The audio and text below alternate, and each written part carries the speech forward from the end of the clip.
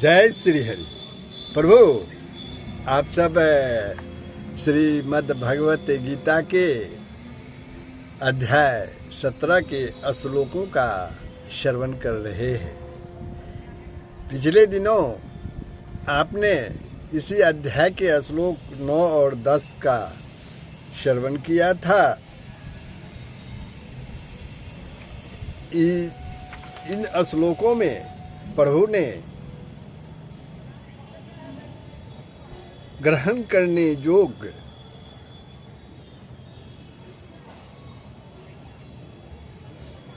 राजस पुरुष और तामस पुरुष के जो भोजन है उसके भेद बतलाए थे कि राजस पुरुष को कैसा भोजन रुचिकर लगता है और तामस पुरुष को कैसा भोजन रुचिकर लगता है। इसी क्रम में उन्होंने बताया था कि जो भोजन अधपका, रस सहित, दुर्गंध युक्त, बासी और भोजन करने योग्य नहीं है तथा जो अपवित्र भी है वह भोजन तामस पुरुषों को अत्यंत ही प्रिय होता है। इसी तरह कड़वे, खट्टे, लवण युक्त, बहुत गर्म, तीखे, रूखे, दाहकारक और दुख, चिंता तथा रोगों को उत्पन्न करने वाले आहार अर्थात भोजन करने के पदार्थ राजस पुरुष को प्रिय होते हैं। ये प्रभु ने श्लोक 9 और 10 में बतलाए थे। अब जो है आगे का जो श्लोक है 11 और 12, इसमें प्रभु भोजन के 3 भेद बतलाकर अब जग के 3 भेद बतलाए जाते हैं। उनमें पहले करने योग्य सात्विक जग के लक्षण बतलाते हैं और उसके बाद राजस जग के लक्षण बतलाते हैं प्रभु, और उसके बाद तामस जग के लक्षण बतलाए जाते हैं। ये सब लक्षण जो है प्रभु बतलाते हैं श्लोक 11, 12 और 13 में। तो प्रभु ये श्लोक प्रारंभ हो उसके पहले प्रभु से नम्र निवेदन। तो तुमेव माता च पिता तुमेव बंधुश्च सखा तुमेव विद्या द्रविणं तुमेव सर्वमं देव देव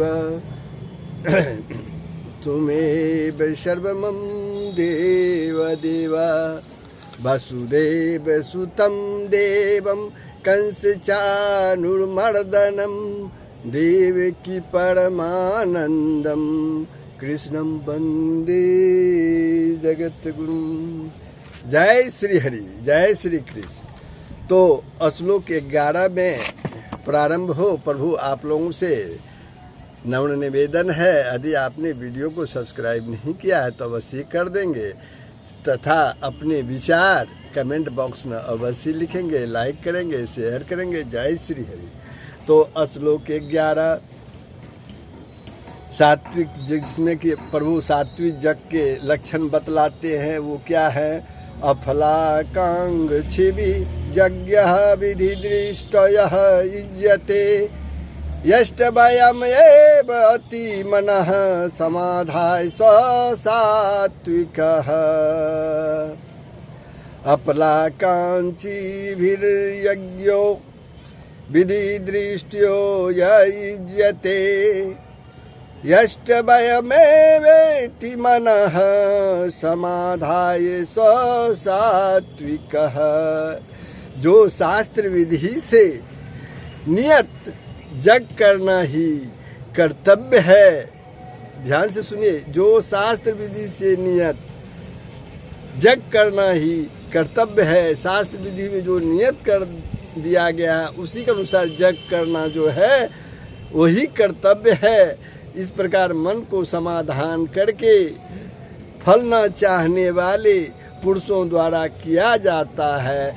तो इस प्रकार के यज्ञ जो है वे सात्विक होते हैं। किस प्रकार? मन को समाधान करके फल ना चाहने वाले पुरुषों द्वारा जो यज्ञ किया जाता है शास्त्र विधि से, वही सात्विक यज्ञ है। अब प्रभु यहाँ पर आया है यज्ञ करना ही कर्तव्य है। इस प्रकार मन का समाधान करके किए हुए यज्ञ को सात्विक बतलाने का यहाँ पर क्या अभिप्राय है? यदि फल की इच्छा ही ना हो, यदि फल की इच्छा ही ना हो तो फिर कर्म करने की आवश्यकता ही क्या है? ऐसी शंका हो जाने पर मनुष्य की जग में प्रवृत्ति ही नहीं हो पाती। अतः करना ही कर्तव्य है।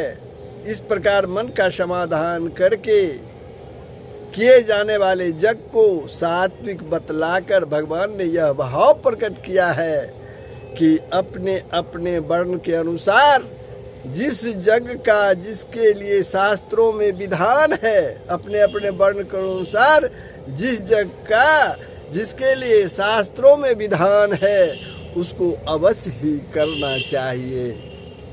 ऐसे शास्त्र विहित कर्तव्य रूप यज्ञ का न करना भगवान के आदेश का उल्लंघन करना है। इस प्रकार यज्ञ करने के लिए मन में दृढ़ निश्चय करके निष्काम भाव से जो यज्ञ किया जाता है वही यज्ञ जो है वो सात्विक है। अब प्रभु अगले श्लोक में राजस यज्ञ के लक्षण बतलाते हैं। 11वें में तो उन्होंने सात्विक यज्ञ के लक्षण बतलाए। अब जो है प्रभु जो है 12वें श्लोक में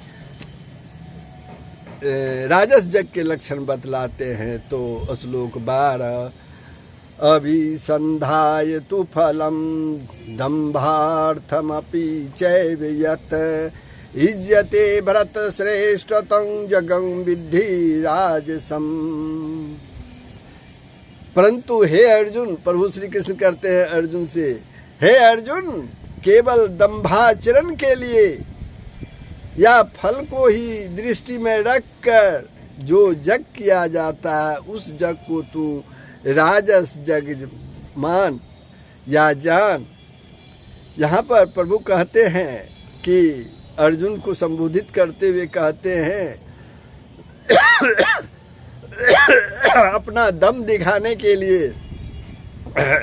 या फल को भी दृष्टि में रखकर कि यज्ञ करेंगे तो कोई फल प्राप्ति होगी। जो यज्ञ किया जाता है उस यज्ञ को तू राक्षस यज्ञ जान। उसे यज्ञ को राक्षस यज्ञ कहते हैं।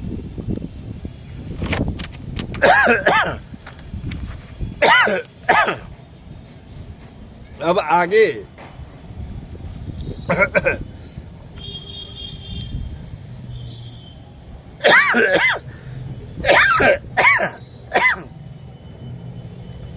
फल का उद्देश्य रखकर यज्ञ करना क्या है? हम कोई फल प्राप्ति करने के लिए यज्ञ करते हैं, उद्देश्य है कि मुझे ये प्राप्त करना है,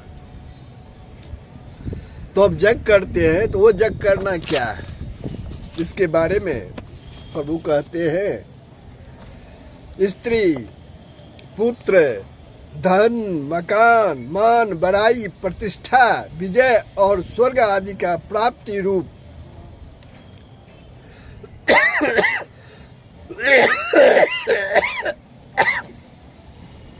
माफ कीजिएगा, पता नहीं एक बार फल का उद्देश्य रखकर यज्ञ करना क्या है। तो इसका उत्तर है स्त्री पुत्र धन मकान मान बड़ाई प्रतिष्ठा विजय और स्वर्ग आदि की प्राप्ति रूप इस लोक और परलोक के सुख भोगों के लिए या किसी प्रकार की अनिष्ट की निवृत्ति के लिए जो यज्ञ करना है वह फल प्राप्ति के उद्देश्य से यज्ञ करना है। हम यज्ञ कर रहे हैं, हमारी इच्छा है कि मेरा ये उद्देश्य है ये फल प्राप्त करने का, इसलिए यज्ञ कर रहे हैं। या किसी अनिष्ट को दूर करना है, इसके लिए यज्ञ कर रहे हैं, या विजय प्राप्त करने के लिए यज्ञ कर रहे हैं, धन की लालसा से यज्ञ कर रहे हैं। तो इस प्रकार के जो यज्ञ हैं वे राजस यज्ञ कहलाते हैं, और यही है उसके फल प्राप्ति का उद्देश्य करना ही इस यज्ञ के लक्षण है। अब श्लोक 13 में प्रभु का तामस यज्ञ के लक्षण बतलाते हैं, जो सर्वथा त्याज है। तामस यज्ञ सदा के लिए त्याज है, उसको करने से कोई फायदा नहीं होता। तो इस श्लोक 13 को सुन लीजिए। विधिहीनम अष्टान्नम मंत्रहीनम अदक्षिणम, फिर से पढ़िए। विधिहीनम सृष्टान्नम मंत्रहीनम दक्षिणम श्रद्धा विरहितम यज्ञं तामस परीक्षते। मतलब शास्त्र विधि से हीन, अन्नदान से रहित, बिना मंत्रों के, बिना दक्षिणा के और बिना श्रद्धा के किए जाने वाले यज्ञ को तामस यज्ञ कहते हैं। एक बार फिर सुन लीजिए। शास्त्र विधि से हीन, यानी शास्त्र में जो बताया गया है यज्ञ करने का, वो विधि यहाँ नहीं है, उससे अलग है। अन्न दान से रहित, इसमें कोई दान, अन्न का दान नहीं करता, यज्ञ करता। बिना मंत्रों के, इसमें कोई मंत्र है पढ़ता ही नहीं। बिना दक्षिणा के, कोई दक्षिणा लेने वाला को बुलाएगा तब तो, बिना दक्षिणा के और बिना श्रद्धा के किए जाने वाले यज्ञ को तामस यज्ञ कहते हैं। तो प्रभु जो यज्ञ शास्त्रोक्त मंत्रों से रहित हो, ध्यान से सुनिएगा, जो यज्ञ शास्त्रोक्त यानी शास्त्र के अनुसार मंत्र से रहित हो और जिसमें मंत्र प्रयोग हुए ही ना हो, या विधिवत न हुए हो, मंत्र प्रयोग लेकिन विधिवत न हुए हो, या अवहेलना से त्रुटि रह गई हो, इस यज्ञ को मंत्रहीन कहते हैं। तो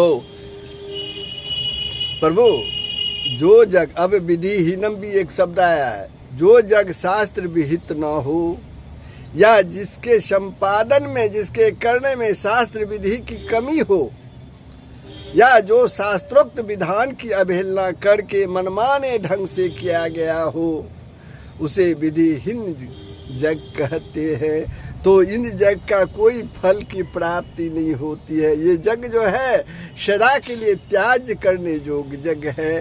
तो ये प्रसंग यज्ञ के जो प्रकार प्रभु कृष्ण बताए हैं कि ये सात्विक, राजस और तामस यज्ञ जो लक्षण बतलाए हैं, ये आप लोगों ने श्रवण किया। कैसा लगा अपने विचार कमेंट माध्यम से अवश्य ही देंगे तथा लाइक करेंगे, शेयर करेंगे। जय श्री हरि, सबका कल्याण हो, पूरे विश्व का कल्याण हो। जय श्री हरि।